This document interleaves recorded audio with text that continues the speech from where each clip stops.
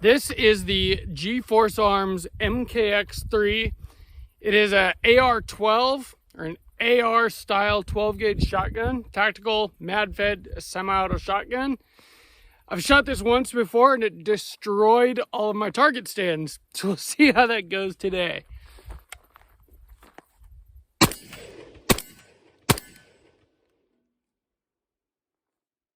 Little hiccup. Pretty fun. Welcome back to Sawtooth Tactical. Today we are talking the Radikal with a K GForce Arms AR-12. It's the MKX-3 specifically. This is a magazine-fed semi-auto 12 gauge shotgun. And the first thing I want to say is that I don't have a whole lot of experience with semi-auto shotguns. I've shot a lot of pump actions in my day, but this is the first semi-auto 12 gauge that I've really spent any considerable time with. And I did run into a few little issues, but I'm not going to ding the gun for that much. I think that it is mostly ammo related. One thing with semi-auto shotguns, there are so many different kinds of loadings out there that you really have to find what is going to cycle and feed well in your specific semi-auto shotgun. And we've done some of that research and figured out definitely what'll cycle it. And yeah, I've just learned a lot about this.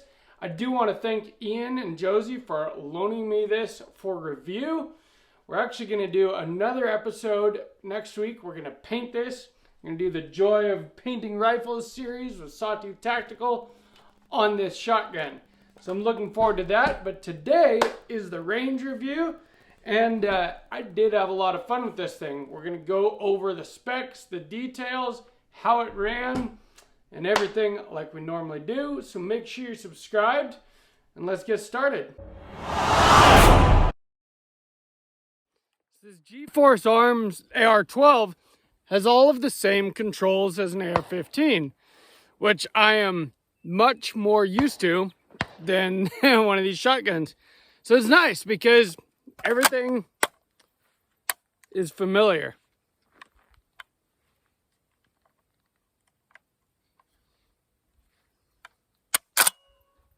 There she goes.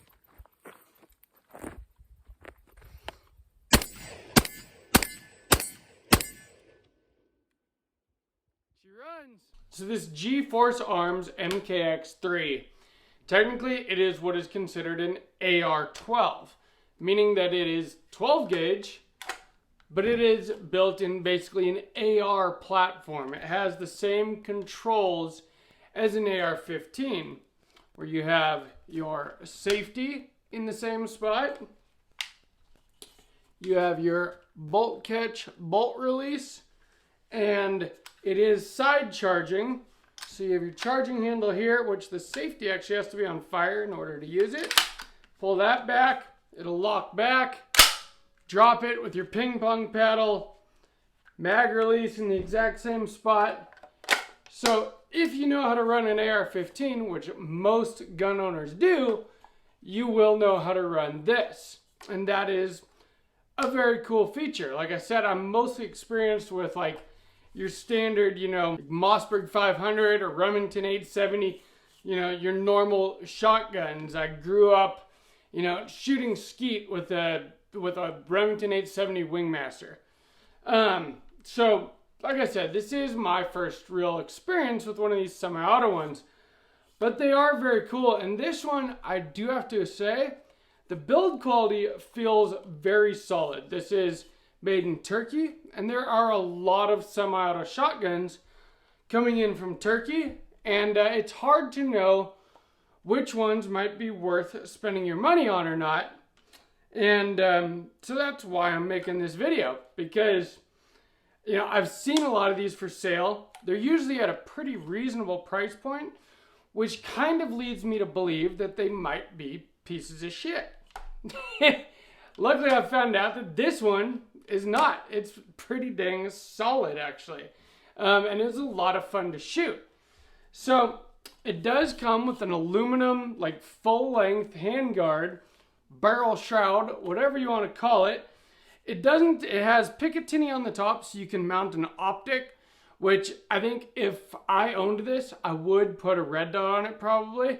You're going to want to make sure that you pick something fairly robust though, because being that it's a 12 gauge shotgun, it does have a significant amount of recoil. Now that recoil is going to depend again on what kinds of loads you're shooting through it. Higher power, high brass loads, you're going to have more recoil. What I was shooting, filming this review, is this Federal. This is birdshot. It is high brass, high velocity birdshot. I think they claim 1450 feet per second muzzle velocity. And so we did have to try a number of different loads in this before finding one that will cycle it reliably. And this stuff does cycle it reliably.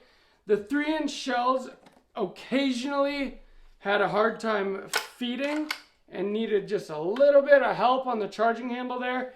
After doing some more research into this, it sounds like 2 3/4 inch shells, high velocity 2 3/4 inch, like double op buck is probably a perfect load for something like this. But just remember, you're going to need something that has enough power to cycle the action. But also you want something that does have a 3-inch chamber, so obviously it'll run 3-inch shells, which is what these are. But you can also run like 2 3/4 inch shells. And from the research I've done, apparently those do feed a little bit more reliably. So anyway, let's go into the features a little bit here. So with the semi-auto shotgun, you do have to run like high brass, high velocity rounds, or else it won't cycle it. It's not like a pump action where you can just cycle it manually. What I'm running today is some Federal Speed Shock. This is birdshot, but it is high velocity. And it seems to be cycling it pretty much just fine.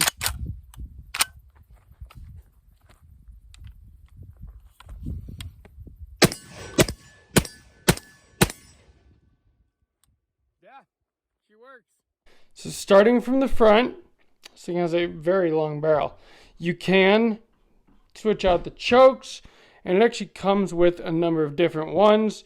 So if you're like shooting clays, bird hunting, target shooting like I was for this review, or using it for home defense, you can use different loads, different chokes, and basically tune it to have the exact kind of spread that you want. It does have like a key mod attachment system on the bottom of this rail. So if you wanted to put some kind of like vertical foregrip on this, that is totally legal to do because the barrel length is over 18 inches. And then it has Picatinny all around the front. So if you wanted to mount a light, anything like that. And of course, a full length Picatinny top rail with a cutout for your hand. It's a very comfortable hand guard to hold and C-clamp just like your regular AR-15. It does come with backup iron sights. Although I do wish that they were sights that locked up. Running these 3-inch high velocity shells, the recoil would actually fold the back sight down many times while I was shooting it. Luckily, being that I was shooting birdshot, it was still pretty easy to hit the target, even with just the front sight. So it is side charging here, and that side charging is nice in case you do have to give it a little forward assist help to get one of those shells to seat all the way. It has like a standard AR safety here. Decent enough trigger for a shotgun. Nothing I would write home about, but not terrible. It does have your standard, bolt lock, bolt release here, just like an AR-15. And same thing with your magazine release. Now the magazines don't just drop free. You do have to kind of pull them out. They do kind of wedge up in there. But I did find the magazine to be very reliable. I think if I owned this, I would get some like 10 round magazines because you can go through 5 rounds pretty dang quick. as we continue going rearward. It does have a rubber overmolded pistol grip, which is very comfortable, easy to hold on to. And it's got a buttstock with an adjustable cheek riser.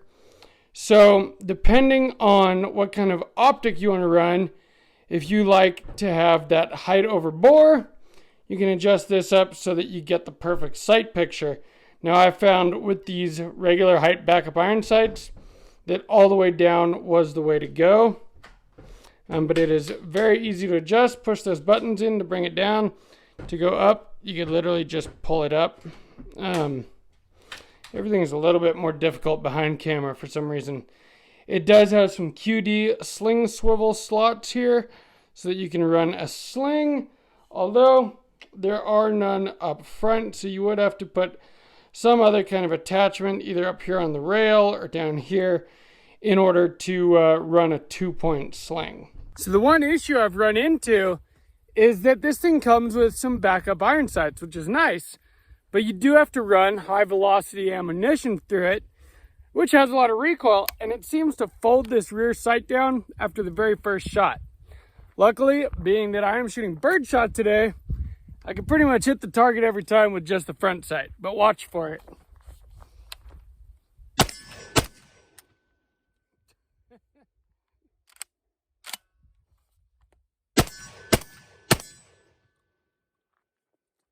See what I mean? This shotgun was a lot of fun to shoot. For the most part, it ran very reliably. Took it out 2 different occasions. All the footage that's in this video is just from the range footage from yesterday, but I had it out once before, tried a bunch of different ammo in it, and this was the one that we found cycled it the most reliably, and so that is what I was running for the range footage for this review that I filmed yesterday. And it was a heck of a lot of fun to shoot. One nice thing about a semi-auto shotgun, because obviously there is this action that needs to cycle, there is a buffer spring in here. And so that kind of helps mitigate some of that felt recoil that you get the full brunt of if you're running like a pump action shotgun, something where there is nothing buffering the recoil of the action. And so that is kind of nice. If you really want to, and I'm sure with some practice, you could run this thing basically as fast as you can pull the trigger. You just have to have good fundamentals, control your recoil the way that you're supposed to, and again, depending on what loads you're running, you could really fine-tune it to be a very fast shotgun, which can be extremely devastating. I do kind of believe in shorter guns for home defense, like this 300 Blackout here. But I gotta say, something like this, if you needed to eliminate multiple threats very quickly, a semi-auto 12 gauge will do that job very well. 12 gauge is a devastating round, and you have so many different kinds of 12 gauge loads you can choose from that this could be a platform that is very useful in multiple roles. Plus, it's just fun. We're gonna have a fun time painting this next week, but I wanted to do the review with it in its stock form, the way that it looks from the factory first, and just let you guys know how this thing goes. Now, they do talk about a break-in period on these. They say, I think, to run 100 high velocity rounds through it first, and then it'll run those lower velocity rounds much easier, which makes sense. It does seem like it's getting more reliable the more we shoot it. The action on this thing is very smooth.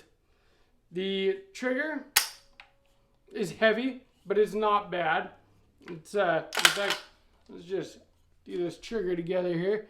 So you see, it's on the wall. It's a single stage trigger, and it breaks. It's crisp, but it's heavy. The reset is very positive. It is kind of a long trigger for a single stage AR style trigger. I'm sure that it's not mil spec, The one thing about this, it might look like an AR and have the same controls and stuff, but the way that it runs, the way that it takes down, the way that it's put together is not the same as an AR-15. So be aware of that. It is its own thing. It's a 12 gauge shotgun, not an AR. It just looks like an AR and has AR-15 controls. You know, I've always been a proponent of shorter guns for home defense. You know, like my 8-inch 300 Blackout suppressed, or my Springfield Prodigy as far as a pistol goes. This thing is not short by any means. This is a large gun, but it sure would be devastating if you needed to use it for home defense.